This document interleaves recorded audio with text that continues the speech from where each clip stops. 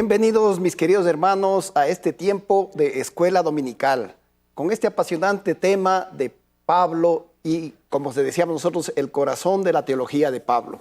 Habíamos hablado anteriormente, en lecciones anteriores, sobre los Gálatas, ahora estábamos viendo sobre los tesalonicenses. Y la semana pasada quedamos en los problemas que estaba enfrentando Pablo con la iglesia de Tesalónica.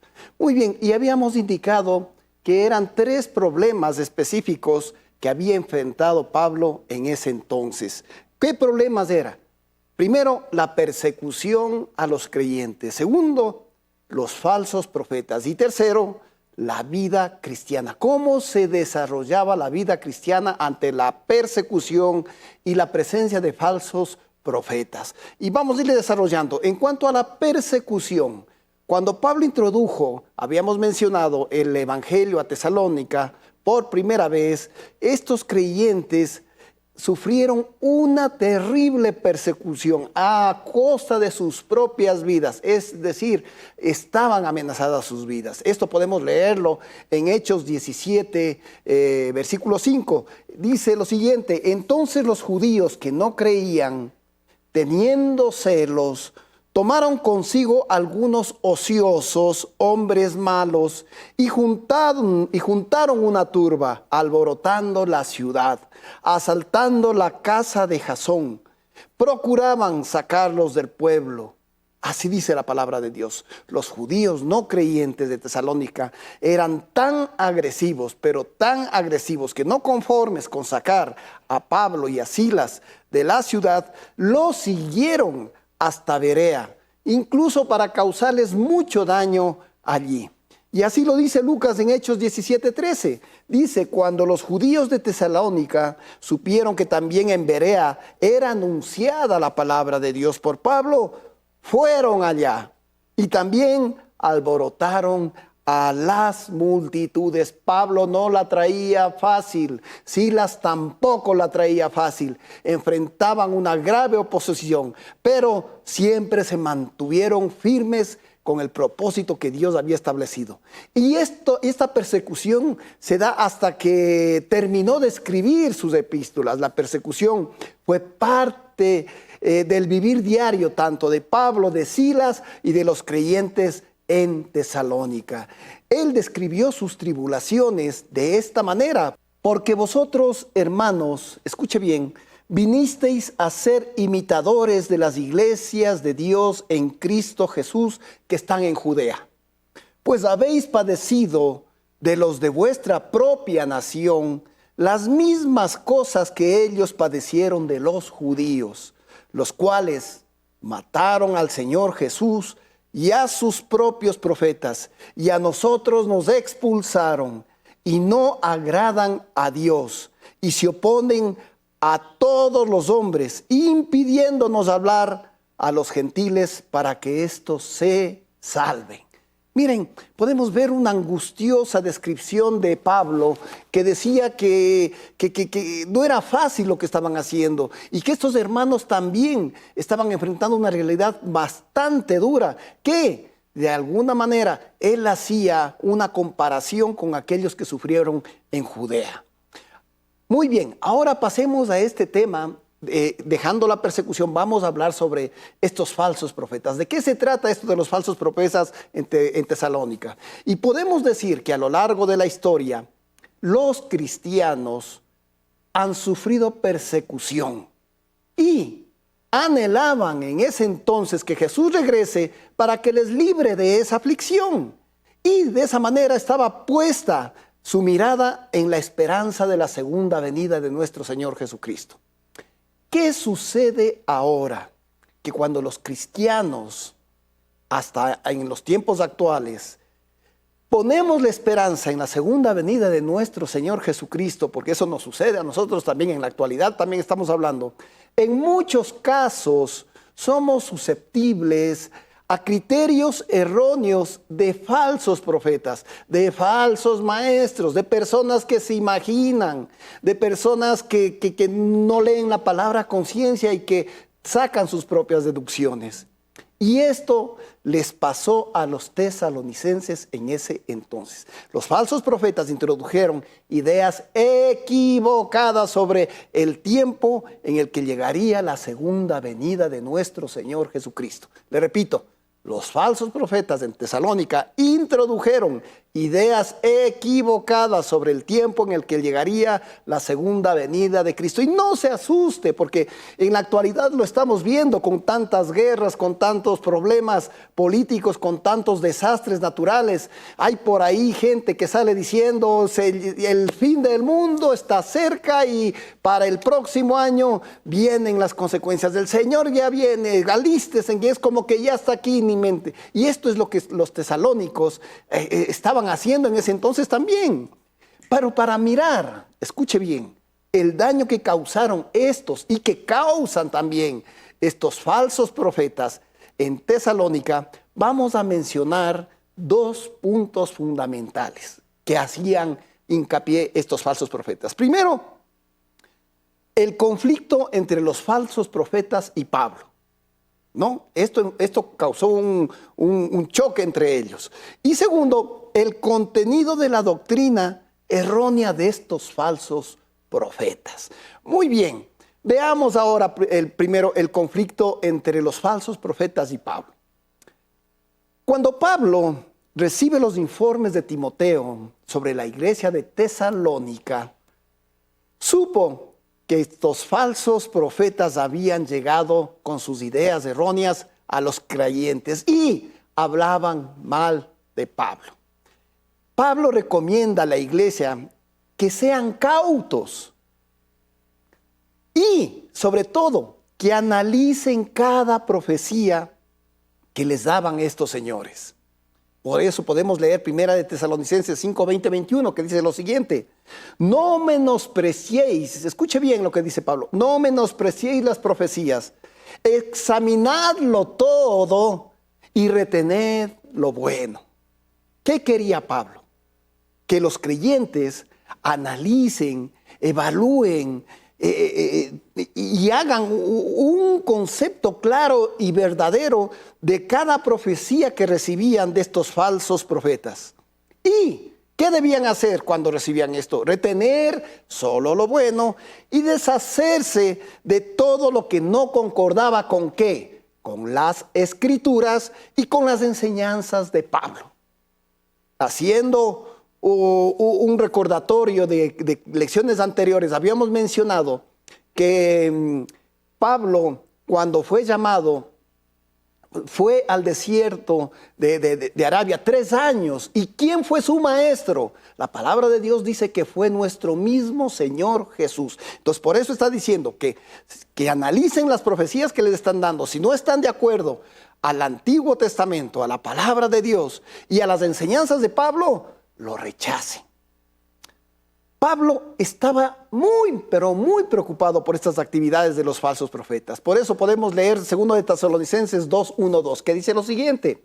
Escuche bien. Os rogamos, hermanos, que no os dejéis mover fácilmente de vuestro modo de pensar. Ni os conturbéis, ni por espíritu, ni por palabra, ni por carta como si fuera nuestra. Y esta palabra conturbéis es muy interesante. Mire, esto de conturbéis no se dejen impresionar, no tengan miedo, no se dejen asustar, no se ofusquen. Por eso dice, ni por espíritu, ni por palabra, ni por carta como si fuera nuestra. Miren, aquí Pablo está revelando al decir como si fuera nuestra una preocupación muy grave. Y Pablo ve un tema sobre el tema de la falsificación de sus cartas, que lo manifiesta en el siguiente texto. Mire, a ese grado llegaron estos falsos maestros, incluso de falsificar sus cartas para cambiar lo que él estaba enseñando. Leamos 2 de Tesalonicenses 3, 17. ¿Qué dice? La salutación es de mi propia mano. Escuche bien. La salutación es de mi propia mano, decía Pablo, que es el signo de toda carta mía, así escribo. ¿Qué estaba haciendo? Pablo agregó las palabras por su propia mano como una firma que distinguía sus cartas de las falsificaciones. Estaban alterando una verdad que había sido revelada por Jesús a él y que él estaba enseñando a los tesalonicenses. Muy bien, ahora, el segundo punto que íbamos a ver es el contenido que enseñaban estos falsos maestros. Este conflicto nos lleva a hacernos una pregunta. ¿Qué estaban enseñando estas personas? ¿No le llama la atención?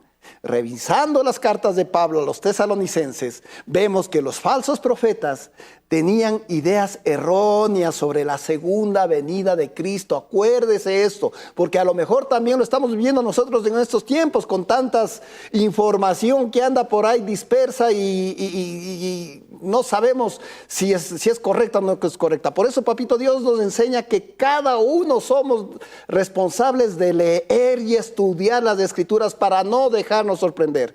Pero al revisar las cartas de Pablo a los tesalonicenses, vemos que los falsos profetas tenían ideas erróneas sobre la segunda venida de Cristo, como también las hay en nuestro tiempo actual, en los tiempos en los que estamos viviendo.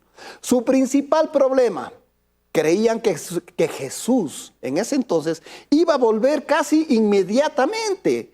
Y aunque parezca increíble, hay algunos falsos maestros que hasta decían que Cristo ya había llegado. ¿Qué les parece? Leamos 2 de Tesalonicenses 2, 1, 3. De alguna manera ellos estaban diciendo: miren, Cristo ya vino y ustedes se perdieron la segunda venida. Así lo enseñaban estos señores tesalonicenses. Leamos 2 de Tesalonicenses 2, 1, 3. Pero con respecto, escuche bien, y esto es para nosotros en nuestros tiempos. Miren, ponga atención.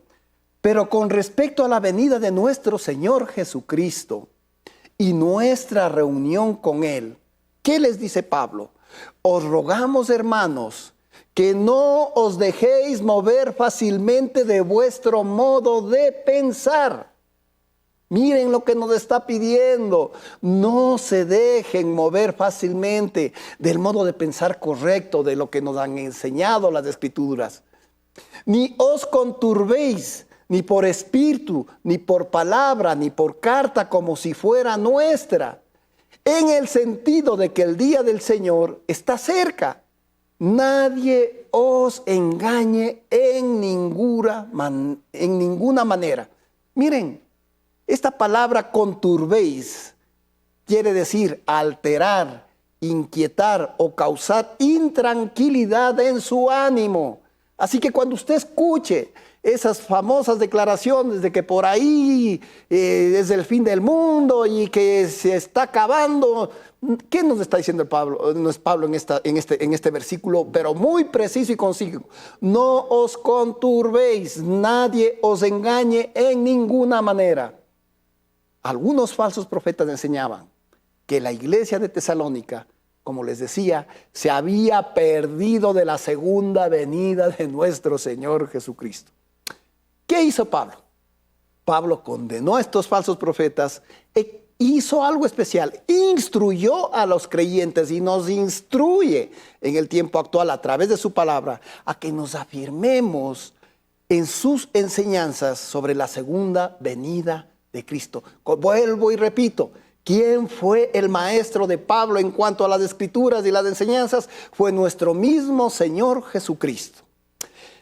Pero, muy bien, luego de ver cómo esta persecución y la confusión como la profecía falsa llegaron a los tesalonicenses, debemos mirar algunas maneras en que estos problemas influyeron en la iglesia y en la vida cristiana. ¿Les parece algo interesante? Porque sí, o sea, miren, estoy con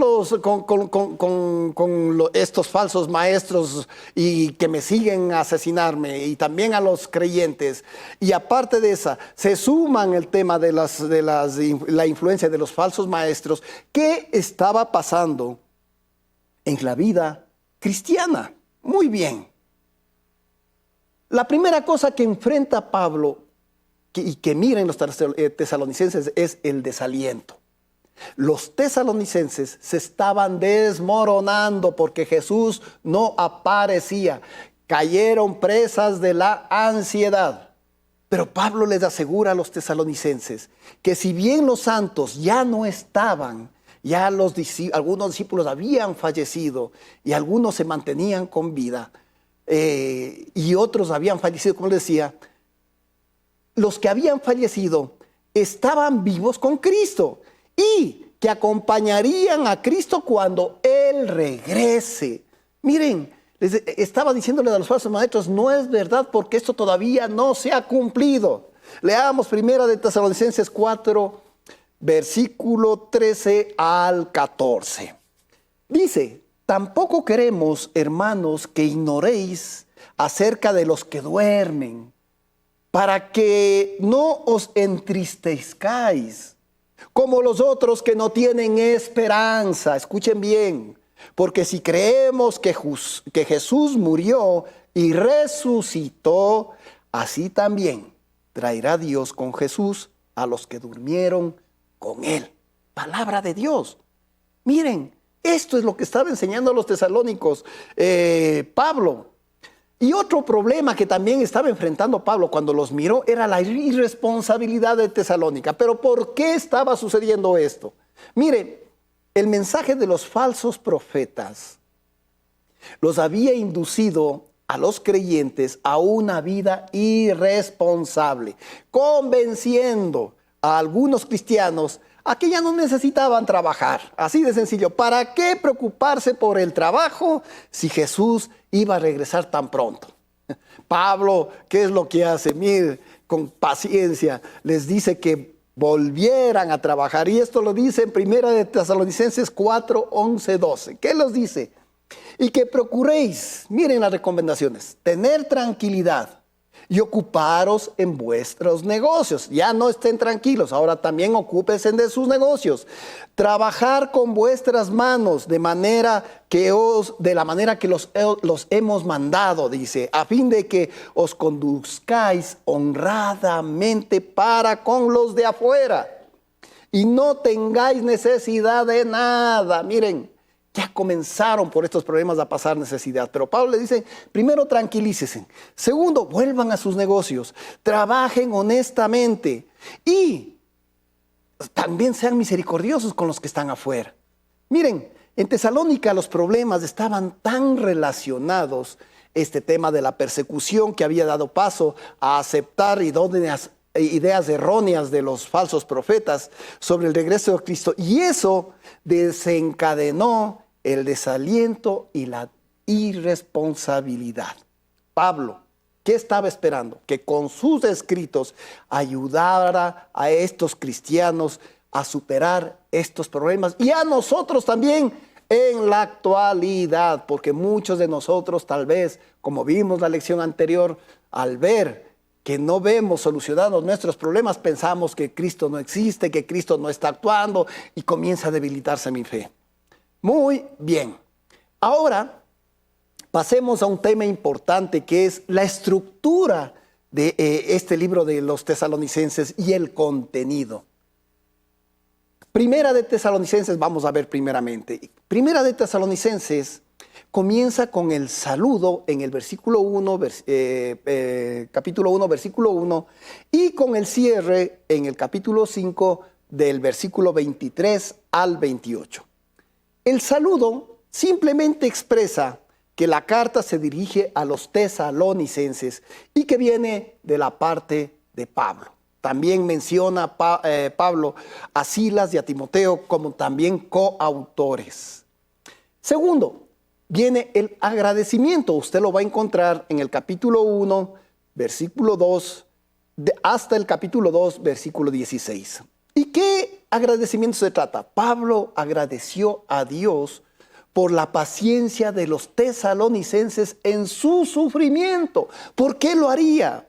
Leamos primera de Tesalonicenses del versículo 6 al 7 y dice lo siguiente: y vosotros vinisteis a ser imitadores de nosotros y del Señor, recibiendo la palabra en medio de gran tribulación, Miren, pese a los problemas que tenían los tesalonicenses, estaban aferrados a conocer la palabra. Y dice, con gozo del Espíritu Santo. Miren, de tal manera que habéis sido ejemplo a todos los de Macedonia y de Acaya que han creído. Miren, Pablo les dijo cuán feliz él se sentía de que ellos le hayan conocido a Pablo personalmente y hayan reconocido su autoridad.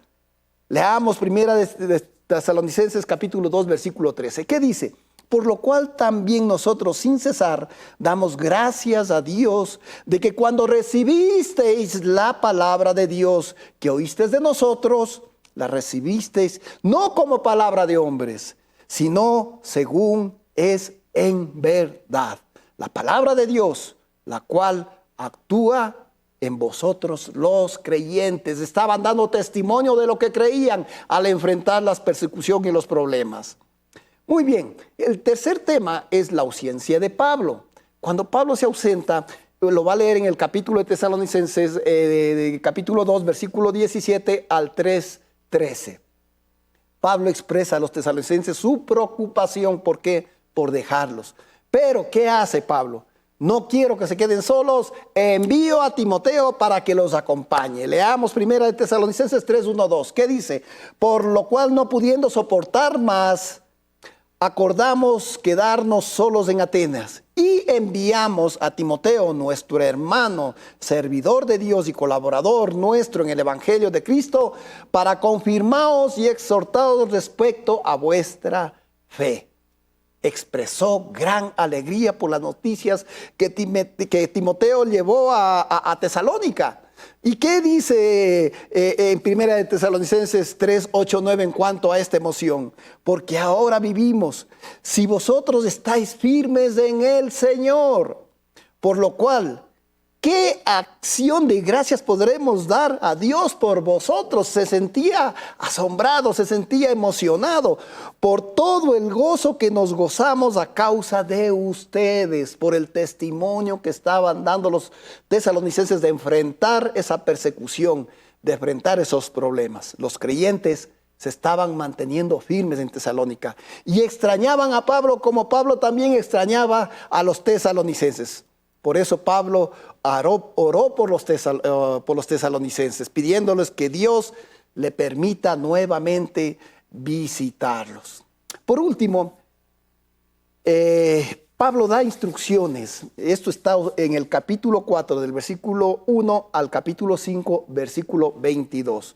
Y Pablo encomienda a todos los tesalonicenses que obedezcan sus instrucciones, que no se desvíen de eso, mencionando varios temas que pudieran ayudarles para protegerse del pecado en obediencia a Cristo. Pablo mandó a los tesalonicenses a que se comprometan con dos cosas. Primero, un oficio digno y con un trabajo diario. ¿Qué les parece? Y segundo, a que se animaran unos a los otros. ¿Con qué esperanza? Con la esperanza de que un día se reunirían con sus seres queridos que habían muerto en el Señor. Miren, mis queridos, y queda claro que el regreso de Cristo es razón suficiente para los tesalonicenses entonces y para nosotros a que todos los cristianos vivamos vidas santas. En los versículos restantes, Pablo enseñó temas como amonestar a los ociosos, devolver bien por mal, tener gozo en medio de las dificultades y examinar las profecías. Pero es un tema que nosotros los vamos a desarrollar la próxima semana. Muchas gracias, mis queridos hermanos. Dios les bendiga.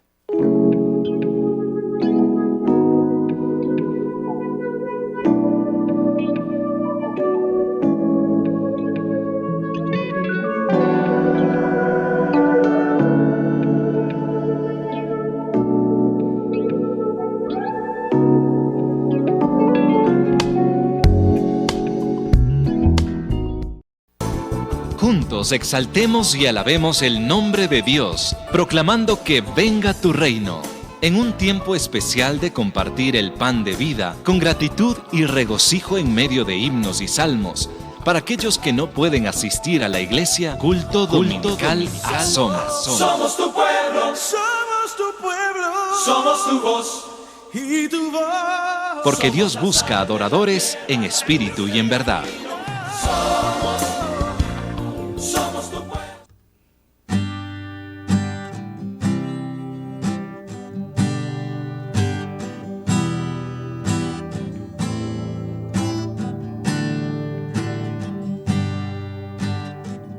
Señor mi Dios, al contemplar los cielos, el firmamento y las estrellas mil, al oír tu voz en los potentes truenos y ver brillar el sol en su cenit, mi corazón entona la canción. Cuán grande es Él, cuán grande es Él. Mi corazón entona la canción. Cuán grande es Él, cuán grande es Él. Cuando recuerdo del amor divino que desde el cielo al Salvador envió, aquel Jesús que por salvarme vino y en una cruz sufrió por mí, murió. Mi corazón entona la canción. Cuán grande es Él, cuán grande es Él. Mi corazón entona la canción. Cuán grande es Él, cuán grande es Él. Cuando el Señor me llame a su presencia, al dulce hogar, al cielo de esplendor, le adoraré cantando la grandeza de su poder y su infinito amor. Mi corazón entona la canción. Cuán grande es Él, cuán grande es Él. Mi corazón entona la canción. Cuán grande es Él, cuán grande es Él.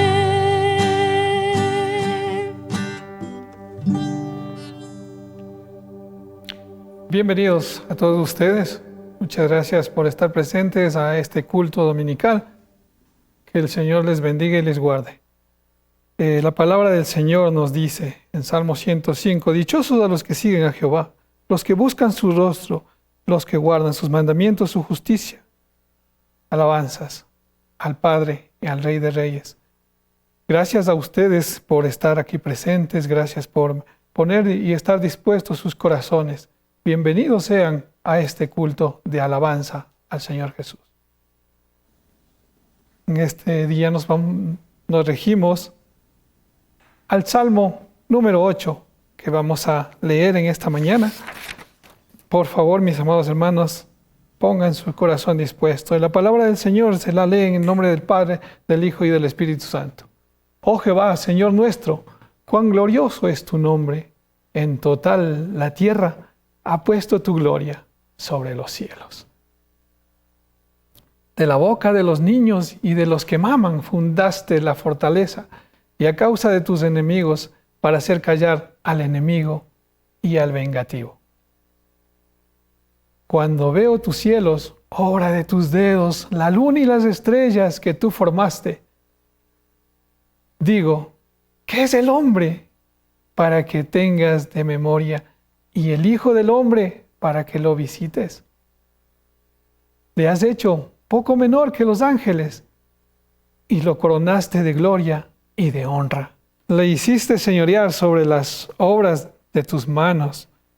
Todo lo pusiste debajo de tus pies, ovejas y bueyes de todo ello, y asimismo las bestias del campo, las aves de los cielos y los peces del mar, todo cuanto pasa por los senderos del mar.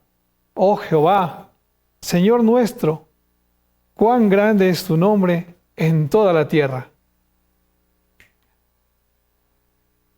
Amados hermanos, dispongamos nuestros corazones para alabarle al Señor.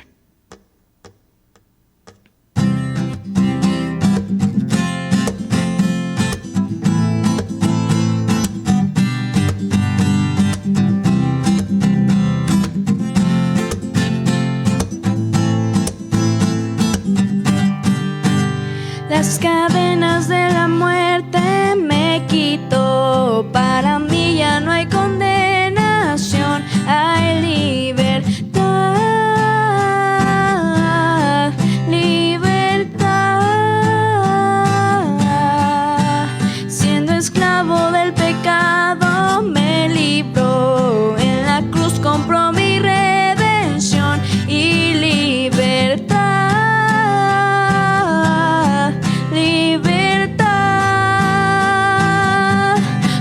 Mis cadenas, me dio vida nueva y al fondo del mar echó mi maldad, lavó mis pecados y me ha perdonado. Solo en el nombre de Jesús hay libertad.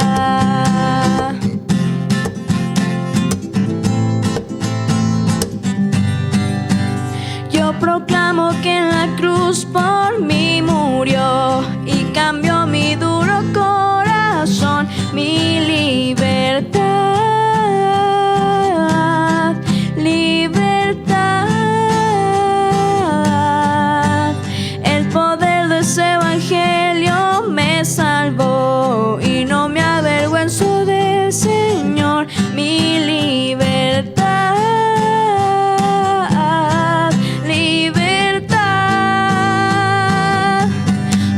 Mis cadenas, me dio vida nueva y al fondo del mar echó mi maldad, lavó mis pecados y me ha perdonado. Solo en el nombre de Jesús hay libertad. Al que el Hijo hace libre, es libre en verdad. Al que el Hijo hace libre, es libre en verdad. Al que el Hijo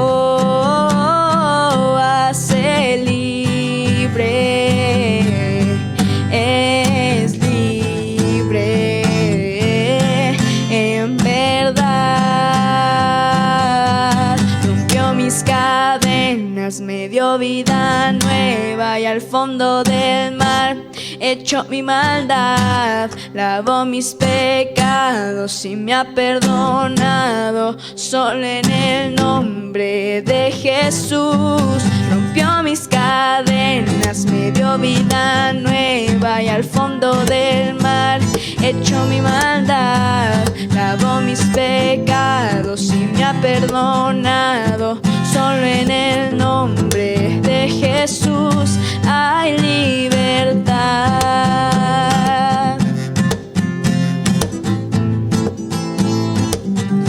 Hay libertad.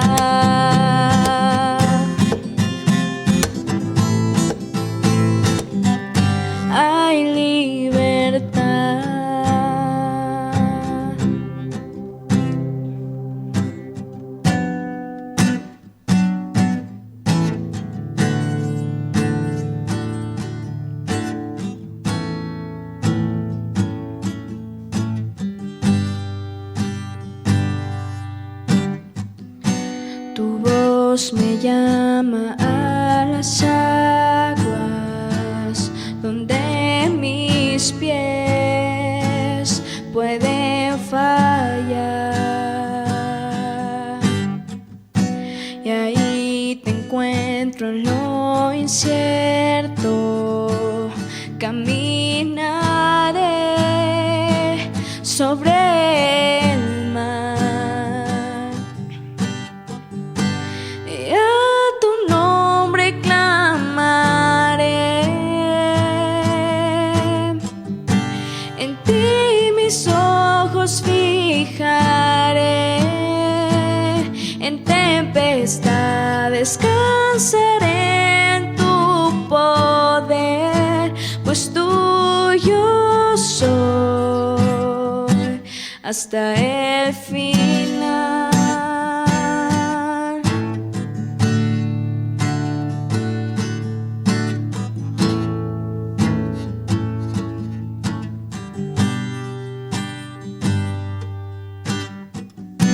Tu gracia abunda en la tormenta, tu mano, Dios, me guiará.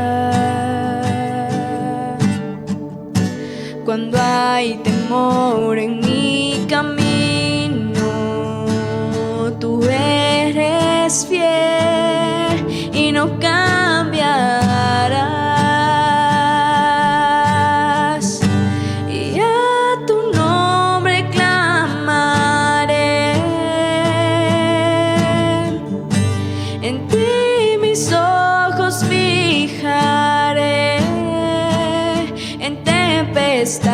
Descansaré en tu poder, pues tuyo soy hasta el final.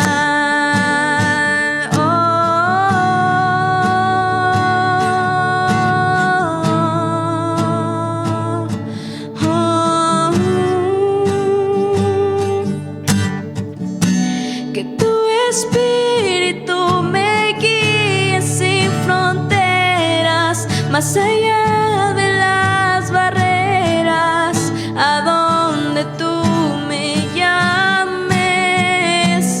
Tú me llevas más allá de lo soñado, donde puedo estar confiado al estar en tu presencia. Que tu Espíritu me guíe sin fronteras, más allá de las barreras, a donde tú me llames. Tú me llevas más allá de lo soñado, donde puedo estar confiado al estar en tu presencia. Que tu Espíritu me guíe sin fronteras, más allá de las barreras, a donde tú me llames. Tú me llevas más allá de lo soñado, donde puedo estar confiado al estar en tu presencia. Y a tu nombre clamaré, en ti mis ojos fijaré, en tempestad descansaré en tu poder, pues tuyo soy hasta el final.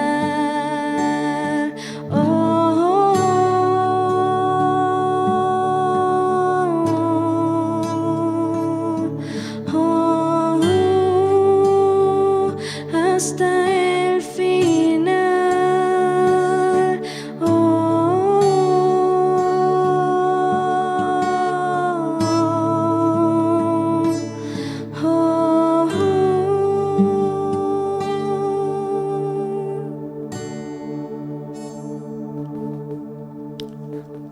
Muchas gracias. después de alabarle al Señor, vamos a orar por las ofrendas, amados hermanos, y que el Señor ponga un corazón dispuesto para esto mismo.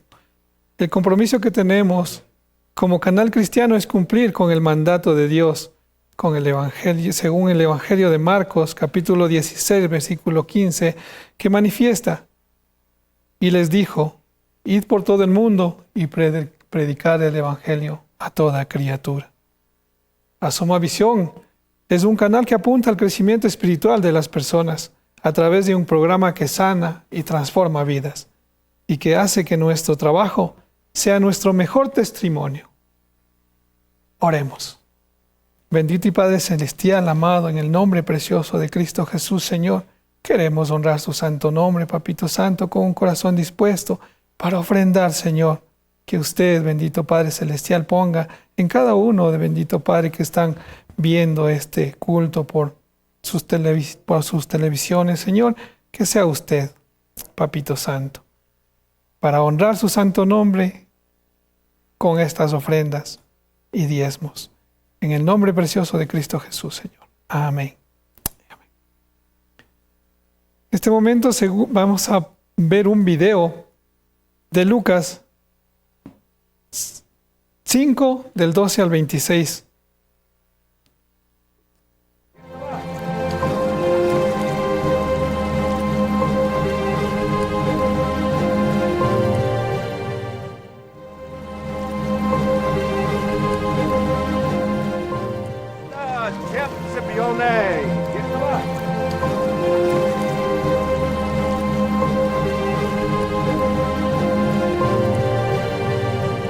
En otra ocasión, cuando Jesús estaba en un pueblo, se presentó un hombre cubierto de lepra. Al ver a Jesús, cayó rostro en tierra y le suplicó: Señor, si quieres, puedes limpiarme. Jesús extendió la mano y tocó al hombre. Si quiero, le dijo, queda limpio. Y al instante se le quitó la lepra.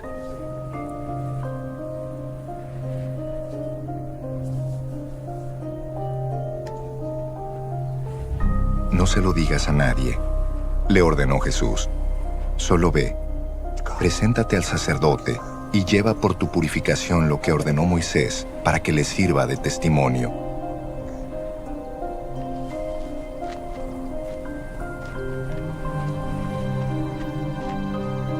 Sin embargo, la fama de Jesús se extendía cada vez más, de modo que acudían a él multitudes para oírlo y para que lo sanara de sus enfermedades. Él, por su parte, solía retirarse a lugares solitarios para orar. Un día, mientras enseñaba, estaban sentados allí algunos fariseos y maestros de la ley que habían venido de todas las aldeas de Galilea y Judea, y también de Jerusalén. Y el poder del Señor estaba con él para sanar a los enfermos. Entonces llegaron unos hombres que llevaban en una camilla a un paralítico. Procuraron entrar para ponerlo delante de Jesús, pero no pudieron a causa de la multitud.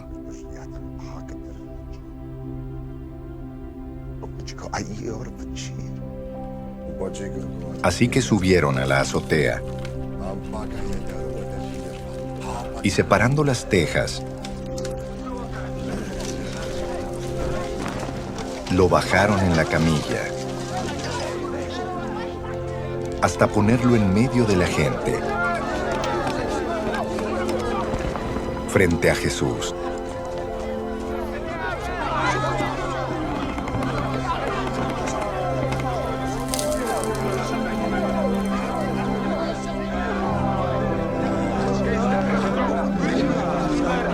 Al ver la fe de ellos, Jesús dijo: Amigo, tus pecados quedan perdonados. Los fariseos y los maestros de la ley comenzaron a pensar: ¿quién es este que dice blasfemias? ¿Quién puede perdonar pecados sino solo Dios? Pero Jesús supo lo que estaban pensando y les dijo: ¿por qué razonan así? ¿Qué es más fácil decir? Tus pecados quedan perdonados, o levántate y anda. Pues para que sepan que el Hijo del Hombre tiene autoridad en la tierra para perdonar pecados, se dirigió entonces al paralítico. A ti te digo, levántate, toma tu camilla y vete a tu casa.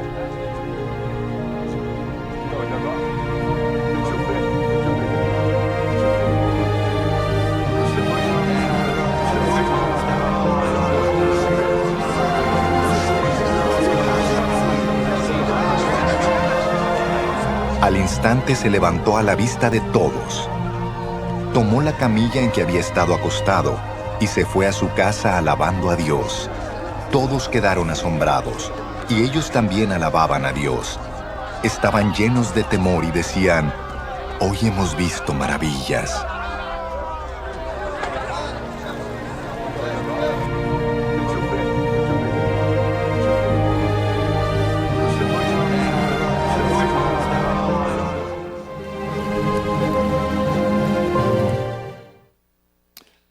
Muy buenos días o muy buenas tardes cuando sean que ustedes estén viendo esto. Qué gusto estar de nuevo presentando la mejor noticia de la historia, que Jesucristo vino a este mundo a salvar y a perdonar los pecados de personas como usted y como yo, personas necesitadas, personas vulnerables.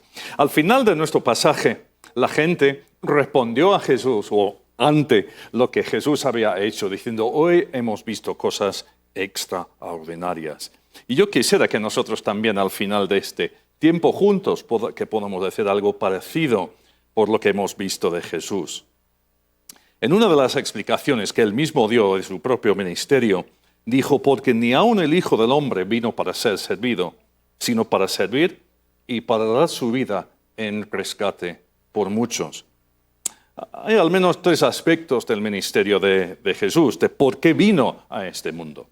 Principalmente, está claro, como hemos comentado, vino a dar su vida en rescate por muchos. En segundo lugar, vino para que su vida fuera de perfecta obediencia a su Padre Celestial, como el cordero sin mancha de los sacrificios. Y el tercer aspecto de su ministerio eran lo que vemos aquí, sus obras. Esos milagros que son una muestra de su poder, pero también de su compasión. Son una ilustración de la vida que había venido a dar. Porque el rescate de que habló supuso la extracción de la gente de un estado de muerte espiritual y su introducción en algo nuevo y totalmente diferente, que es la vida eterna.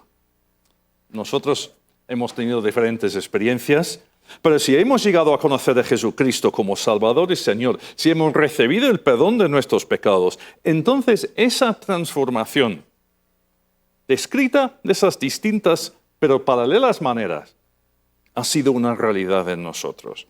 Hemos pasado de las tinieblas, la oscuridad de la condenación, a su luz maravillosa, aceptados y adoptados por Dios en Cristo. Literalmente de la noche al día. Y nuestro pasaje ofrece dos ejemplos de este poder transformador de Jesús, como recordatorios para que no dejemos de fijarnos en Él, para que dependamos más bien de Él y ni que dejemos de adorarle. O quizás usted no ha tomado ese paso de fe todavía y no le conoce como su Salvador y su Señor. Pues yo pido en esta tarde también que usted considere cuál va a ser su respuesta ante la invitación y el desafío que aquí Jesús le plantea. Primeramente vemos en los versículos del 12 al 16 la curación de un leproso. En la India existe una casta, un grupo social llamado los intocables. Son los más bajos de la sociedad. Viven en las márgenes de la vida social, muchas veces ni gozan de la protección de la ley. No pueden entrar en las casas de los más altos, entre comillas, tienen que beber de vasos y comer de platos diferentes de los demás y sufren cada clase de discriminación hasta violencia. Hacen los trabajos que nadie más quiere hacer, la limpieza de las calles, quitan a los animales muertos de la calzada, ellos hacen la cremación de los muertos, etc. Pero para Jesús no hay ningún intocable. Vino precisamente para tocar a los más necesitados, a los más vulnerables. Y los leprosos de los tiempos de Jesús eran los intocables en aquella sociedad. Tuvieron que vivir en las afueras de los pueblos y gritar para advertir a las personas de su estado potencialmente contagioso e inmundo. Vivir en una situación de cuarentena perpetua fuera de la vida social del país.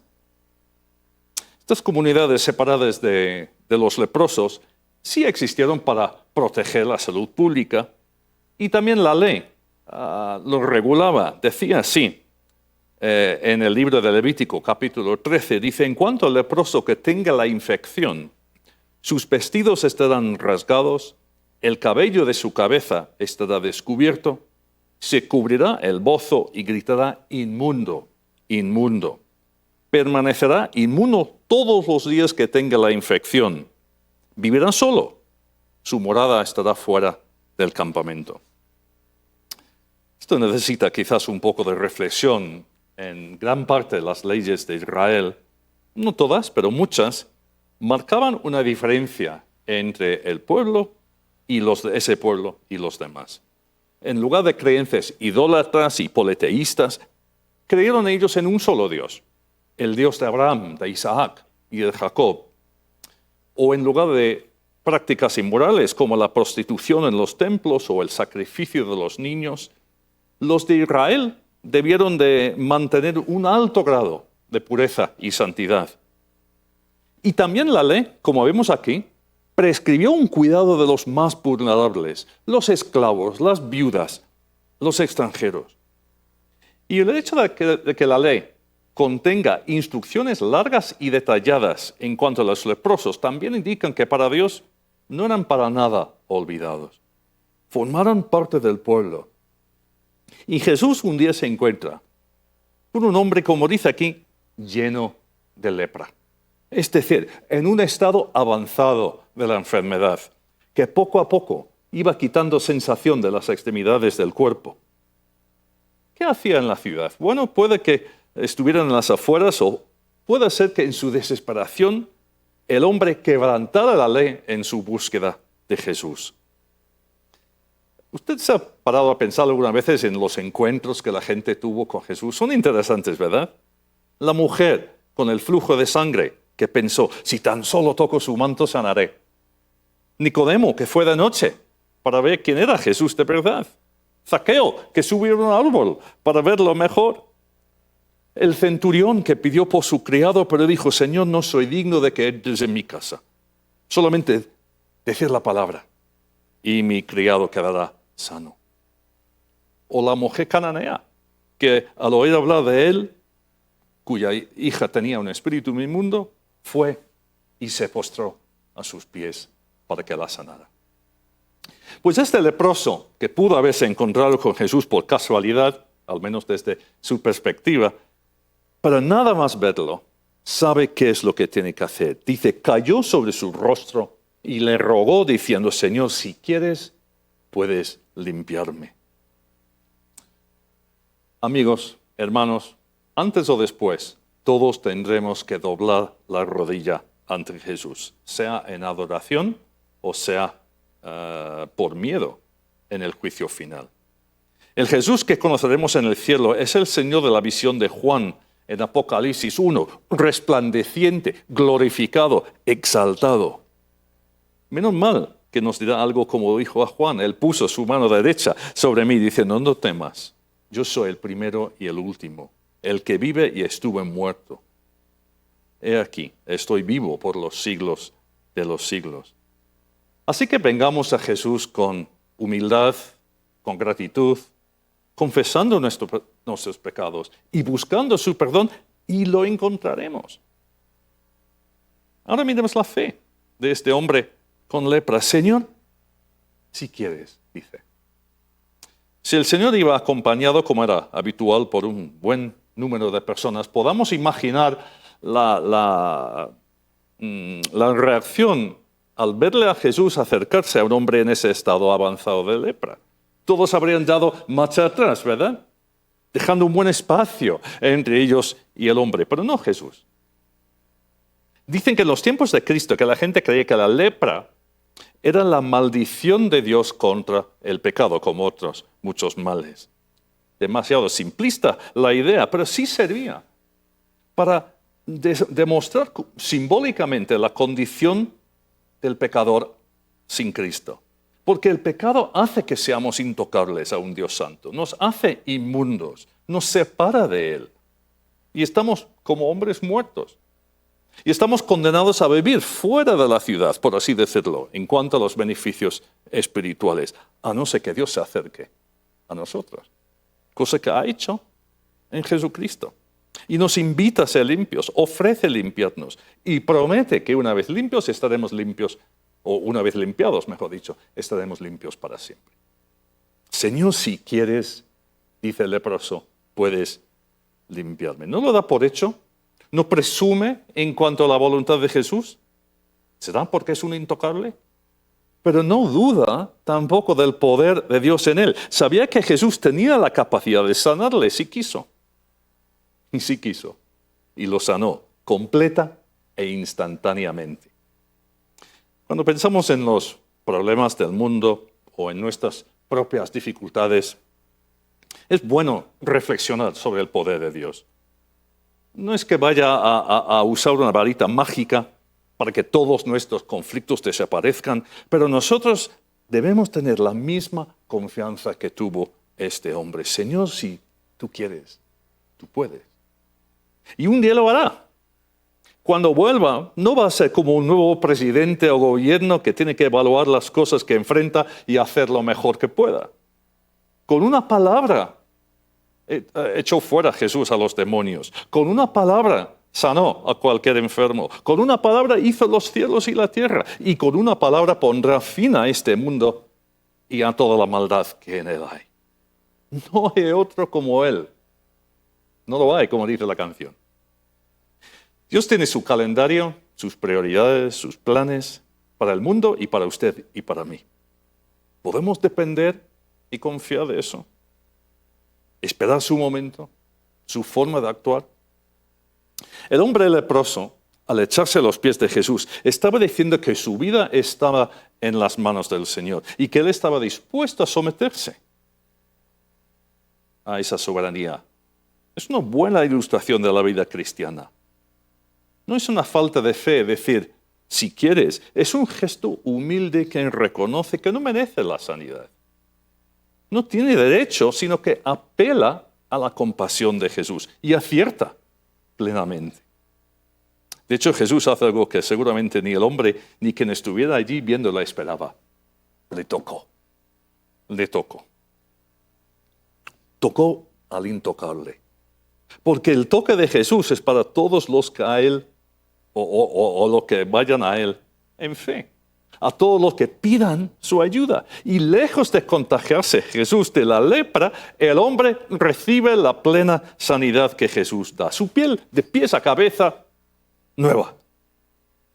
Dice que en el caso de otro leproso que fue sanado, Naamán, el comandante del ejército sirio en el libro de Segundo de Reyes, que fue limpiado de su lepra por el profeta Eliseo, dice que su carne se volvió como a la carne de un niño pequeño y quedó limpio.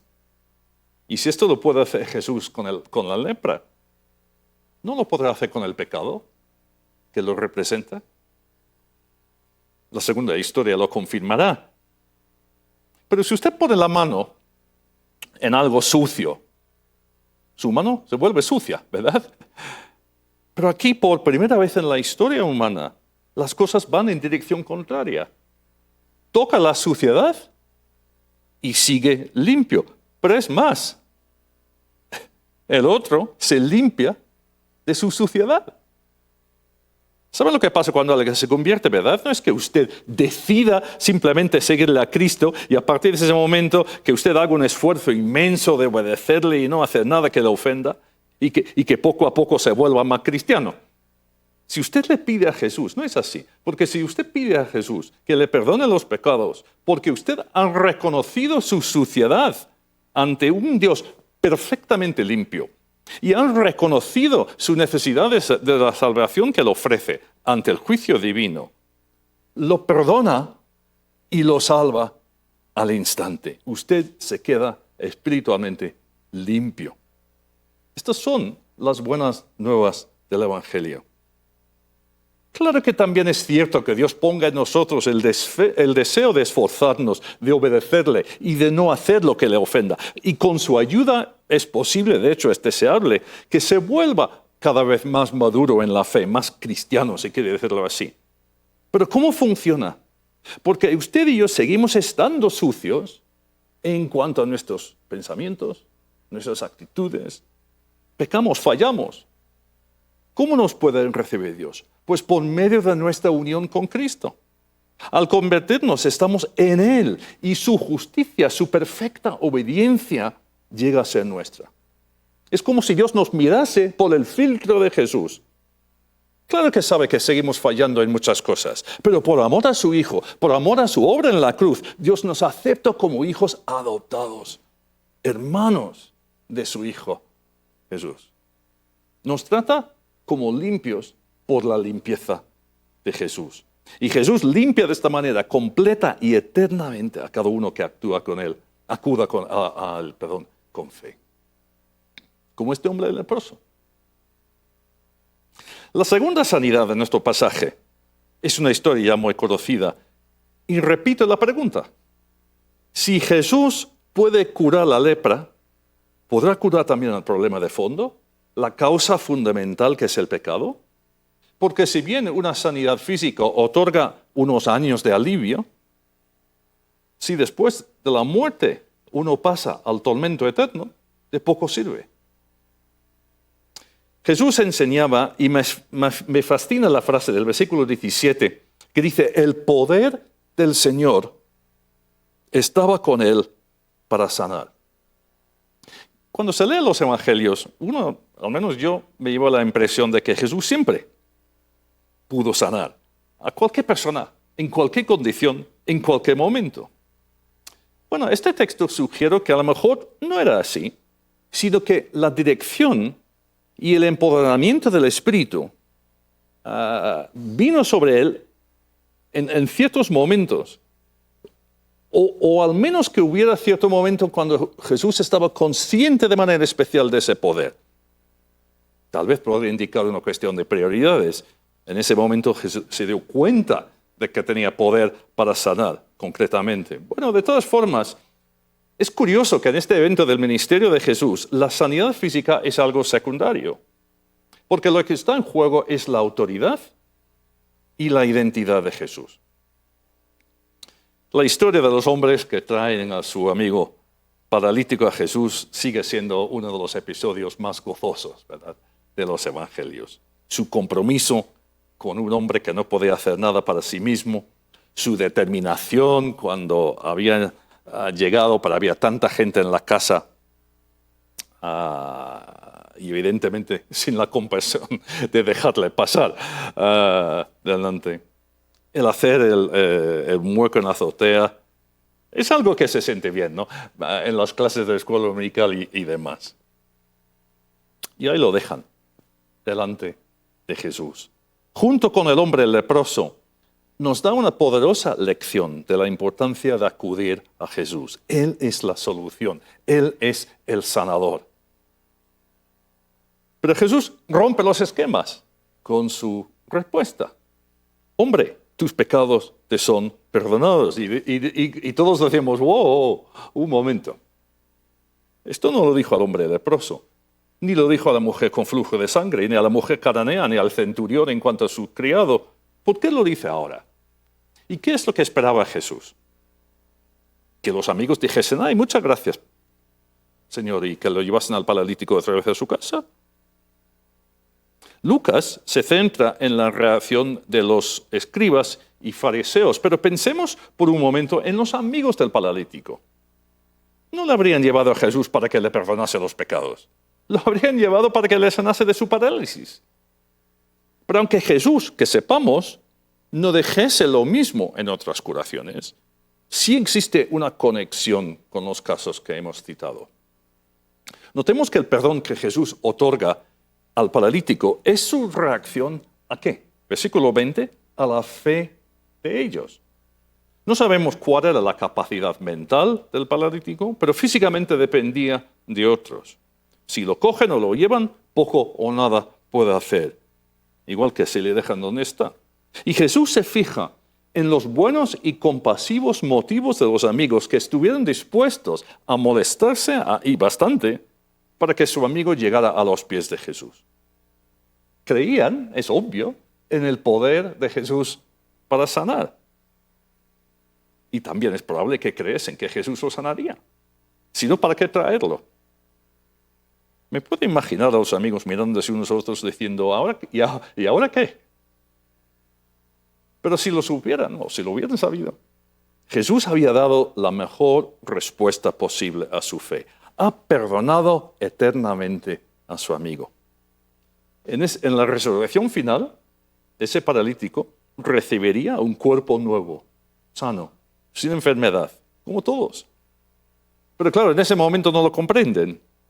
Y no sé por qué Jesús elegiría ese momento para perdonar los pecados y no sanar de manera física simplemente. Claro, no tenemos todas las conversaciones que Jesús tendría, pero vuelvo a meditar en la misión de Jesús. Una misión constantemente amenazada por las tentaciones del diablo, por los deseos nacionalistas de sus conciudadanos, por la fama creciente que tenía, pero vino a rescatar lo que se había perdido. Vino a perdonar los pecados de cada uno que en él creyere. Y aquí lo revela. Los líderes religiosos captan enseguida la implicación. Solo Dios puede perdonar los pecados. Así es. Así que Jesús, entonces, o es un impostor, un fraude, o es Dios. Y plantea la pregunta imposible, bueno, muy fácil en un sentido, pero su comprobación, ¿qué es más fácil decir? ¿Tus pecados te son perdonados?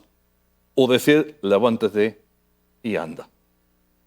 Pues claro, cualquiera puede decir, tus pecados te son perdonados. Porque ¿quién lo sabe? ¿Quién lo ve? Pero decirle a un paralítico, levántate y anda, pues enseguida la gente verá si eres un fraudulento o no. Así que eso me ayuda a comprender la frase que me hacía dudar antes del versículo 17. El poder del Señor estaba con él para sanar.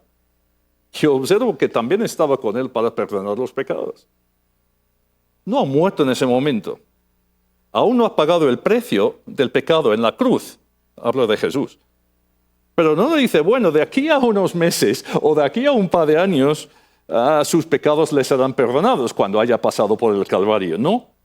En ese mismo momento. ¿Por qué? Porque Jesús es Dios, porque tiene plena autoridad divina.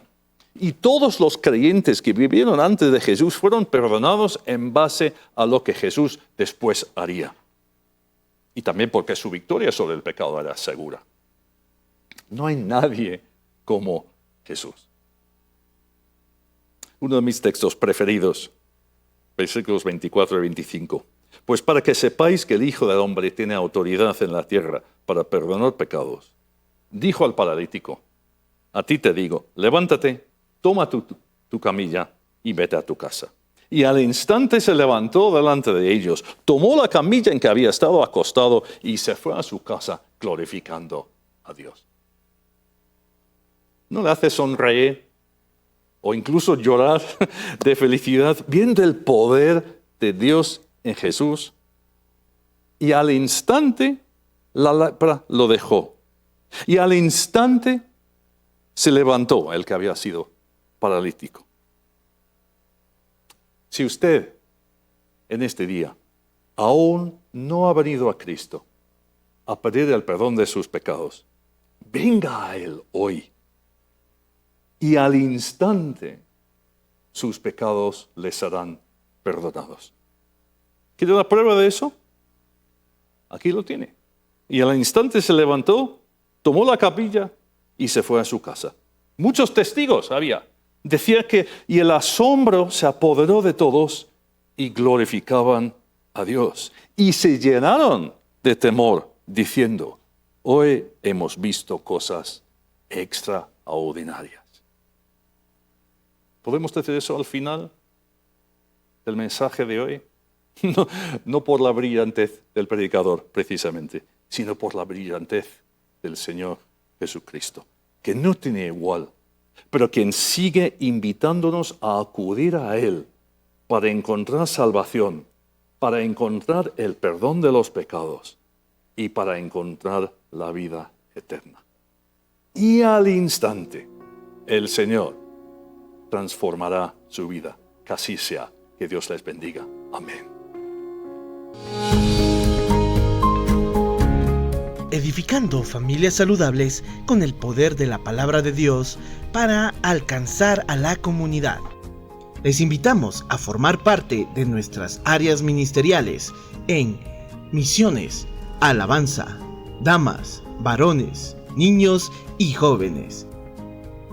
Visítenos en Los Mastodontes Carcelén o si usted prefiere llámenos al 2477-097. Iglesia Bautista Familias Saludables.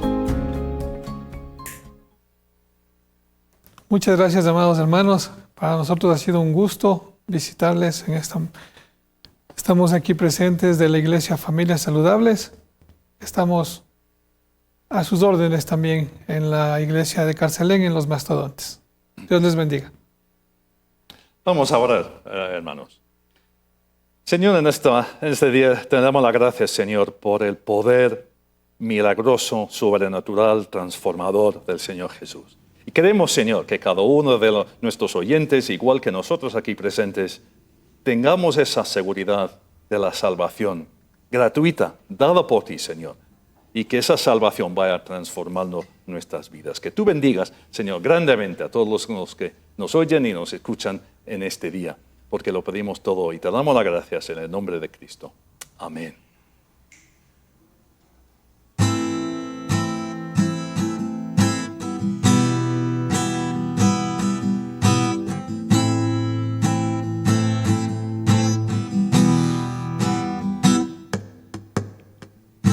No hay argumento ni juicio contra mí.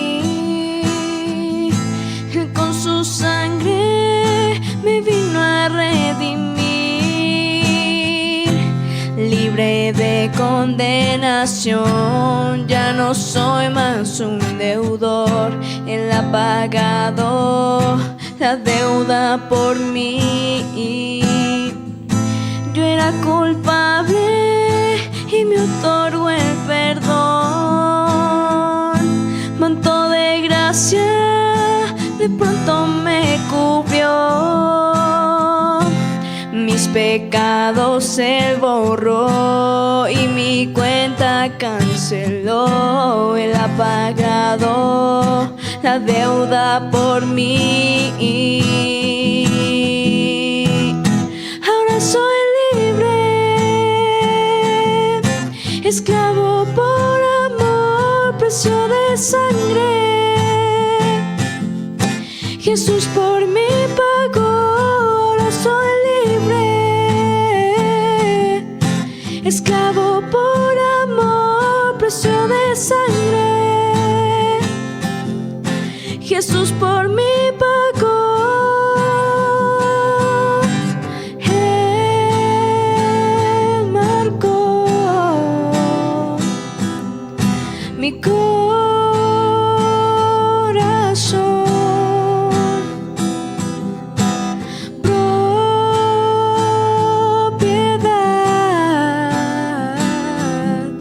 Soy del Señor.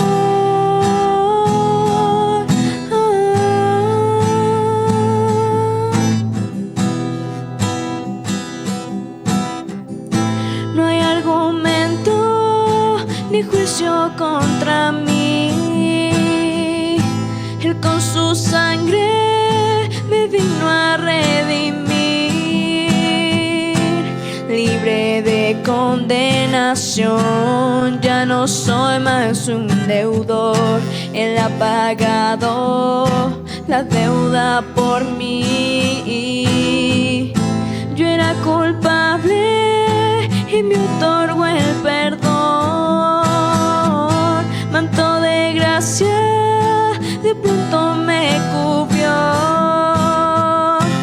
Mis pecados Él borró y mi cuenta canceló. Él ha pagado la deuda por mí. Ahora soy libre, esclavo por amor, precio de sangre.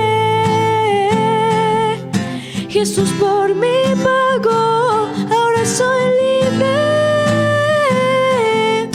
esclavo por amor, precio de sangre. Jesús por mí pagó.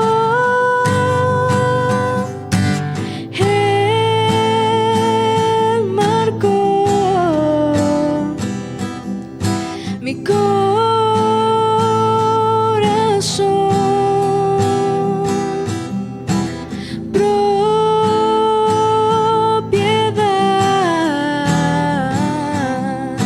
Soy del Señor.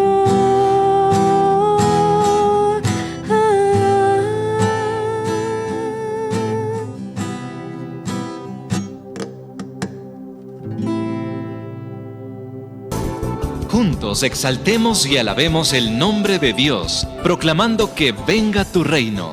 En un tiempo especial de compartir el pan de vida, con gratitud y regocijo en medio de himnos y salmos, para aquellos que no pueden asistir a la iglesia, culto dominical a Somos. Somos tu pueblo, somos tu pueblo, somos tu voz y tu voz. Porque Dios busca adoradores en espíritu y en verdad.